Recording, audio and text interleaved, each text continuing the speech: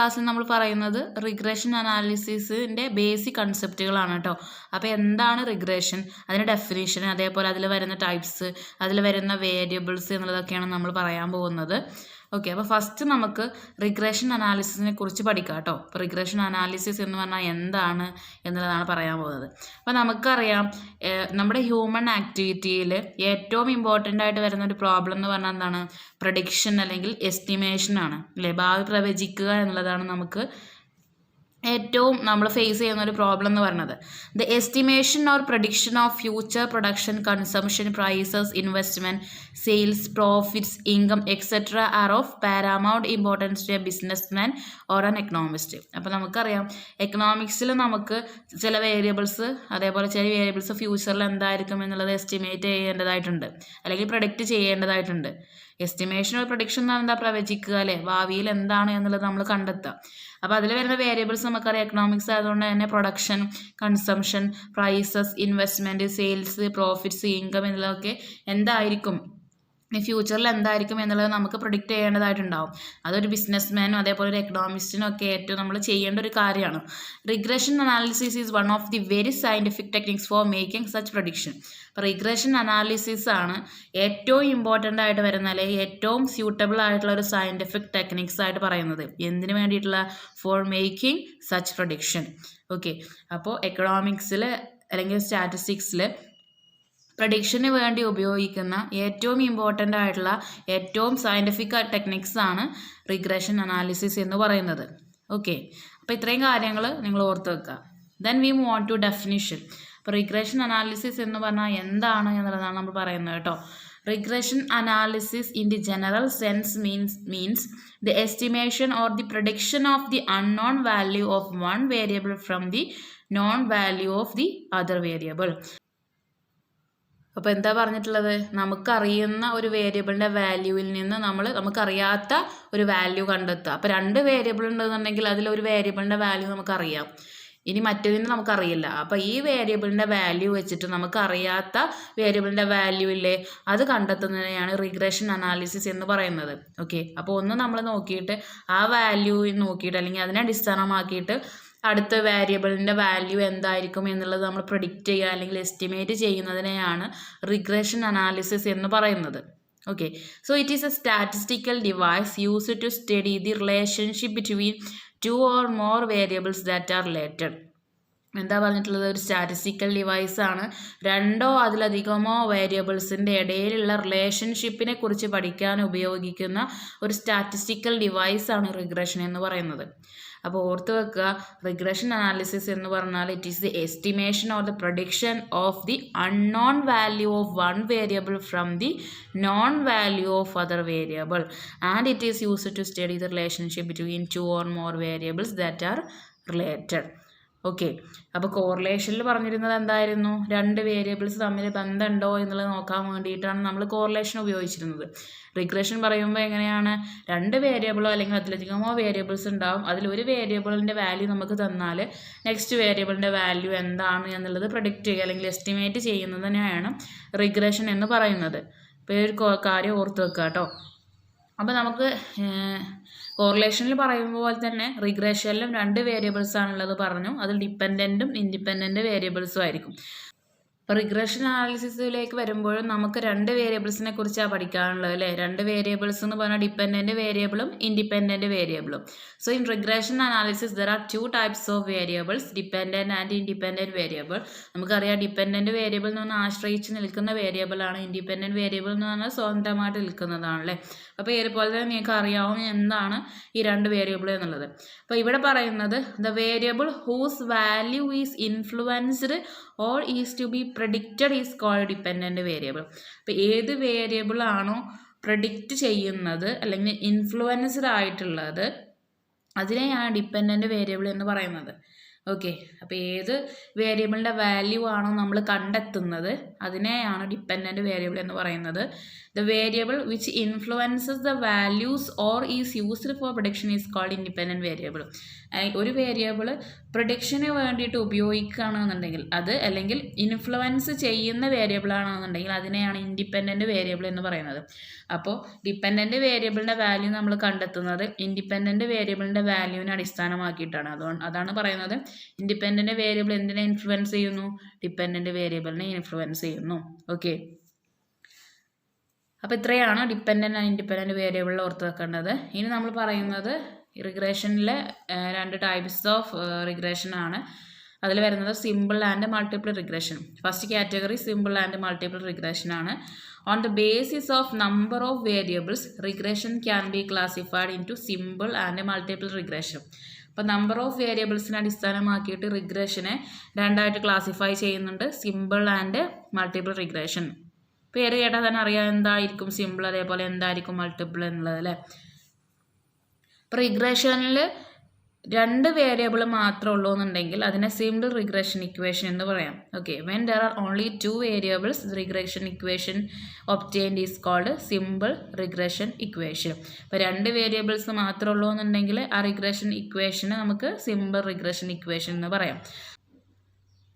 ഇപ്പോൾ നെക്സ്റ്റ് വരുന്നത് multiple regression analysis ആണ്. അതായത് മൾട്ടിപ്പിൾ റിഗ്രഷൻ അനാലിസിസ് ആകുമ്പോൾ there are more than 2 variables and we try to find out the effect of 2 or more independent variables on 1 dependent variable. അപ്പോൾ എന്താ പറഞ്ഞിട്ടുള്ളത്? Multiple regression അനാലിസിസിൽ 2ൽ കൂടുതൽ variables ഉണ്ടാവും. അതിലെന്താ നമ്മൾ കണ്ടെത്താൻ ശ്രമിക്കുന്നത്? The effect of 2 or more independent variables on 1 dependent variable. 2 അതിലധികമോ വരുന്ന ഇൻഡിപെൻഡൻറ്റ് വേരിയബിൾസ് എങ്ങനെയാണ് ഒരൊറ്റ ഡിപ്പെൻഡൻറ്റ് വേരിയബിളിനെ അഫക്റ്റ് ചെയ്യുന്നത് എന്നതാണ് നമ്മൾ കണ്ടെത്തുന്നത്. ഓക്കെ, ഇപ്പോൾ ഇവിടെ എക്സാമ്പിളായിട്ട് പറയുന്നത് എക്സ്, വൈ ആൻഡ് സെഡ് എന്ന് പറഞ്ഞാൽ 3 വേരിയബിൾസ് ഉണ്ടെന്ന് കരുതുക. അതിൽ എക്സും വൈയും എന്താണ്? ഇൻഡിപെൻഡൻറ്റ് വേരിയബിളാണ്. സെഡ് ആണ് ഡിപ്പെൻഡൻറ്റ് വേരിയബിളായിട്ട് പറയുന്നത്. X and Y be the independent variable and Z be depending on them. Then we use multiple regression analysis to study the relative moment of Z for a unit moment in X and Y. അപ്പോൾ നമ്മൾ 3 variables എടുത്തു, എക്സും വൈയും സെറ്റും. അതിൽ എക്സും വൈയും independent വേരിയബിളാണ്. Z ഈ independent വേരിയബിളിനെ ഡിപ്പെൻഡ് ചെയ്ത് നിൽക്കുന്ന വേരിയബിളാണ്, ഡിപ്പെൻഡൻറ്റ് വേരിയബിളാണ്. ഓക്കെ, അത്തരത്തിൽ 3 വേരിയബിളൊക്കെ വരികയാണെന്നുണ്ടെങ്കിൽ നമ്മൾ മൾട്ടിപ്പിൾ റിഗ്രഷൻ അനാലിസിസ് ആണ് ഉപയോഗിക്കുന്നത് കേട്ടോ. അപ്പോൾ സെറ്റിൽ എന്ത് വ്യത്യാസം വന്നു എന്നുള്ളത് നോക്കുന്നത് എക്സിൻ്റെയും വൈൻ്റെയും ബേസ് ചെയ്തിട്ടാണ്. ഓക്കെ, അപ്പോൾ എക്സാമ്പിളായിട്ട് ഇവിടെ പറയുന്നത് if there are 3 variables yield, rainfall and temperature. 3 variables ഉണ്ട് കരുതുക, ഈൽഡും റെയിൻഫോളും ടെമ്പറേച്ചറും. അപ്പോൾ ഈൽഡ് എന്ന് പറഞ്ഞാൽ നമുക്ക് കൃഷിയിൽ നിന്ന് കിട്ടുന്നത് എന്താണോ അല്ലേ, അതിൽ നിന്ന് കിട്ടുന്നത് എന്താണോ അതാണ് ഈൽഡ് എന്ന് പറയുന്നത്. ഈൽഡ് ഡിപ്പെൻഡ് ചെയ്ത് നിൽക്കുന്നത് റെയിൻഫോളിനെ അതേപോലെ ടെമ്പറേച്ചറിനെയാണ്. ഇപ്പോൾ റെയിൻഫോളും ടെമ്പറേച്ചറുമാണ് ഏതിനെ എഫക്റ്റ് ചെയ്യുന്നത്? ഈൽഡിനെ എഫക്റ്റ് ചെയ്യുന്നത്. ഇപ്പോൾ ഈൽഡ് ഡിപ്പെൻഡൻറ്റ് വേരിയബിളും റെയിൻഫോളും ടെമ്പറേച്ചറും ഇൻഡിപെൻഡൻറ്റ് വേരിയബിളാണ്. അപ്പോൾ അവിടെ 3 വേരിയബിൾ ഉണ്ട്. ഡിപ്പെൻഡൻറ്റ് വേരിയബിൾ 2 ഇൻഡിപെൻഡൻറ്റ് വേരിയബിളിനെ എഫക്റ്റ് ചെയ്തുകൊണ്ടാണ് നിൽക്കുന്നത്. ഈൽഡ് റെയിൻഫോളിനെയും ടെമ്പറേച്ചറിനെയും എഫക്റ്റ് ചെയ്തുകൊണ്ടാണ് നിൽക്കുന്നത്. ഓക്കെ, അപ്പോൾ നമുക്ക് റിഗ്രഷൻ ഇക്വേഷൻ എങ്ങനെയാണ് കിട്ടുന്നത്? The regression equation of Z on X and Y where Z is yield, X rainfall and Y temperature. അപ്പോൾ നമ്മൾ റിഗ്രഷൻ ഇക്വേഷൻ ഉണ്ടാക്കുമ്പോൾ മൾട്ടിപ്പിൾ റിഗ്രഷൻ ആകുമ്പോൾ എങ്ങനെയാണ്? Equation of Z on X and Y. Z depend ചെയ്ത് നിൽക്കുന്നത്, Z depends on X and Z depends on Y. അതാണ് 3 variable ഉണ്ട്. അപ്പോൾ മൾട്ടിപ്പിൾ റിഗ്രഷൻ അനാലിസിസ് ആകുമ്പോൾ നമ്മുടെ ഇക്വേഷൻ എങ്ങനെയാണ് പറയുന്നത്? Z on X and Y എന്നായിരിക്കും. സെഡ് എന്ന് പറഞ്ഞാൽ ഈൽഡാണ്, എക്സ് റെയിൻഫോളാണ്, വൈ ടെമ്പറേച്ചറാണ്. അപ്പോൾ ഒന്നുമില്ല, സിമ്പിൾ റിഗ്രഷൻ ആകുമ്പോൾ 2 വേരിയബിൾ മാത്രമേ ഉണ്ടാവുകയുള്ളൂ. ഒന്ന് ഡിപ്പെൻഡൻറ്റും ആയിരിക്കും, ഒന്ന് ഇൻഡിപെൻഡൻറ്റും ആയിരിക്കും. മൾട്ടിപ്പിൾ ആകുമ്പോൾ അവിടെ 2ൽ കൂടുതൽ വേരിയബിൾസ് ഉണ്ടായിരിക്കാം. അപ്പോൾ 3 വേരിയബിൾസ് ഒക്കെ ആണെന്നുണ്ടെങ്കിൽ ഒരൊറ്റ ഡിപ്പെൻഡൻറ്റ് വേരിയബിളാണ്, മറ്റ് 2 ഇൻഡിപെൻഡൻ്റ് ആയിരിക്കും. അതിൻ്റെ ഇക്വേഷൻ വരുന്നത് Z on X and Y, അതായത് Z depends on X and Y എന്നുള്ളതാണ് സൂചിപ്പിക്കുന്നത്. ഓക്കെ, അപ്പോൾ നെക്സ്റ്റ് ക്ലാസിഫിക്കേഷൻ അല്ലെങ്കിൽ ടൈപ്സ് വരുന്നത് linear and non linear regression ആണ്. On the basis of proportion of changes in the variables the regression can be classified into linear and non linear regression. അപ്പോൾ വേരിയബിൾസിൻ്റെ മാറ്റത്തിൽ വരുന്ന proportion അനുപാതത്തിന് അടിസ്ഥാനമാക്കിയിട്ട് റിഗ്രഷനെ രണ്ടായിട്ടാണ് ക്ലാസിഫൈ ചെയ്തിട്ടുള്ളത്, linear and non linear regression. If the given bivariate data are plotted on a graph, the points so obtained on the scatter diagram will more or less concentrate around a curve called curve of regression. ഇപ്പോൾ നമുക്ക് data തന്നു, എക്സിൻ്റെയും വൈൻ്റെയും bivariate data എന്ന് പറഞ്ഞാൽ 2 variable ആണെന്നുണ്ടെങ്കിൽ ആ 2 വേരിയബിളിൻ്റെയും values നമുക്ക് തരും. എക്സിൻ്റെ വാല്യൂസും തരും, വൈൻ്റെ വാല്യൂസും തരും. എക്സിൻ്റെ വാല്യൂസും വൈൻ്റെ വാല്യൂസും നമ്മുടെ ഒരു ഗ്രാഫ് പേപ്പറിൽ ഇങ്ങനെ പ്ലോട്ട് ചെയ്യുകയാണെന്നുണ്ടെങ്കിൽ എക്സിൻ്റെ കറസ്പോണ്ടിങ് ആയിട്ട് വൈൻ്റെ വാല്യൂ എടുത്തിട്ട് ഗ്രാഫ് പേപ്പറിൽ പ്ലോട്ട് ചെയ്യുകയാണെന്നുണ്ടെങ്കിൽ നമുക്ക് സ്കാറ്റർ ഡയഗ്രം കിട്ടും. അതായത് അത് പല ഭാഗങ്ങളായിട്ട് നമുക്ക് പോയിൻറ്റ്സ് കിട്ടും. ഓക്കെ, ഈ പോയിൻറ്റ്സ് ഒരു കർവിനെ അല്ലെങ്കിൽ ഒരു ലൈനിനെ എന്തായിരിക്കും, അതിനെ ചുറ്റിപ്പറ്റി നിൽക്കുന്നതായിരിക്കും. It will be more or less concentrate around a curve. ആ കർവിനെ പറയുന്ന പേരാണ് കർവ് ഓഫ് റിഗ്രഷൻ എന്ന് പറയുന്നത്. അപ്പോൾ ഈ റിഗ്രഷൻ കർവ് സ്ട്രൈറ്റ് ലൈൻ ആണെന്നുണ്ടെങ്കിൽ നമുക്ക് ലീനിയർ റിഗ്രഷൻ ആണെന്ന് പറയാം. ഓക്കെ, അപ്പോൾ ഈ വേരിയബിൾസിൻ്റെ ഇടയിൽ ഉള്ള മാറ്റം, അതായത് ഒരു വേരിയബിൾ മറ്റേ വേരിയബിളിനനുസരിച്ച് മാറും എന്ന് പറഞ്ഞല്ലോ. അതായത് ഇൻഡിപെൻഡൻറ്റ് വേരിയബിളിൽ വരുന്ന മാറ്റത്തിനനുസരിച്ചിട്ട് ഡിപെൻഡൻറ്റ് വേരിയബിളിൽ അങ്ങനെ മാറ്റം വരും. ആ വരുന്ന മാറ്റം പ്രൊപ്പോർഷൻ ആണെന്നുണ്ടെങ്കിലാണ് ലീനിയർ റിഗ്രഷൻ എന്ന് പറയുന്നത്. ഓക്കെ, അത്തരത്തിലുള്ള ലീനിയർ റിഗ്രഷൻ ആണെന്നുണ്ടെങ്കിൽ റിഗ്രഷൻ കർവ് എന്തായിരിക്കും, സ്ട്രൈറ്റ് ലൈൻ ആയിരിക്കും. ഓക്കെ,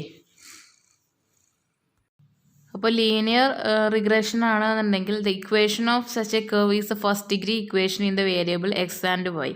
അപ്പോൾ ലീനിയർ റിഗ്രഷൻ ആണെന്നുണ്ടെങ്കിൽ ഫസ്റ്റ് ഡിഗ്രി ഇക്വേഷൻ ആയിരിക്കും. അപ്പോൾ mathematically the relation between X and Y in a linear regression can be expressed in the form Y is equal to A plus B X. അപ്പോൾ linear regression ആണെന്നുണ്ടെങ്കിൽ regression equation വരുന്നത് Y is equal to A plus B X എന്നുള്ള രൂപത്തിലായിരിക്കും. In a linear regression, the change in the dependent variable is proportionate to change in the independent variable. അതൊക്കെ നമ്മൾ already പറഞ്ഞു. 2 variable ഉണ്ട്, ആ 2 വേരിയബിളിൻ്റെ ഇടയിൽ വരുന്ന മാറ്റം എന്തായിരിക്കും, പ്രൊപ്പോർഷൻ ആയിരിക്കും. ഒരു വേരിയബിളിൽ വരുന്ന മാറ്റത്തിനനുസരിച്ചിട്ട് തന്നെ ആയിരിക്കും മറ്റേ വേരിയബിളിൽ എന്തുണ്ടാവുക, ചേഞ്ച് വരിക, അങ്ങനെ പ്രൊപ്പോർഷൻ ഉണ്ടാവും. ഓക്കെ, അപ്പോൾ അതാണ് ലീനിയർ റിഗ്രഷനിൽ വരുന്നത്. ഇപ്പോൾ റിഗ്രഷൻ്റെ കർവ് സ്ട്രൈറ്റ് ലൈൻ അല്ല എന്നുണ്ടെങ്കിൽ ആ റിഗ്രഷനെയാണ് നോൺ ലീനിയർ റിഗ്രഷൻ എന്ന് പറയുന്നത്. അപ്പോൾ നമ്മൾ ലീനിയർ റിഗ്രഷൻ പറഞ്ഞു, അവിടെ റിഗ്രഷൻ്റെ ലൈൻ എന്താണ്, സ്ട്രൈറ്റ് ലൈൻ ആയിരിക്കും. അപ്പോൾ റിഗ്രഷൻ്റെ ലൈന് സ്ട്രൈറ്റ് ലൈൻ അല്ല എന്നുണ്ടെങ്കിൽ അത്തരത്തിലുള്ള റിഗ്രഷനെയാണ് നോൺ ലീനിയർ റിഗ്രഷൻ എന്ന് പറയുന്നത്. The regression equation such cases is not of first degree. അപ്പോൾ അവിടെ ഫസ്റ്റ് ഡിഗ്രി ആവില്ല. അതായത് പവർ നമുക്ക് പറഞ്ഞ എ പ്ലസ് ബി എക്സിൻ്റെ പവർ എന്താണ്, 1 ആണ്. അപ്പോൾ അവിടെ സ്ക്വയറോ ക്യൂബൊക്കെ വരികയാണെന്നുണ്ടെങ്കിൽ അതാണ് നോൺ ലീനിയർ റിഗ്രഷൻ എന്ന് പറയുന്നത്.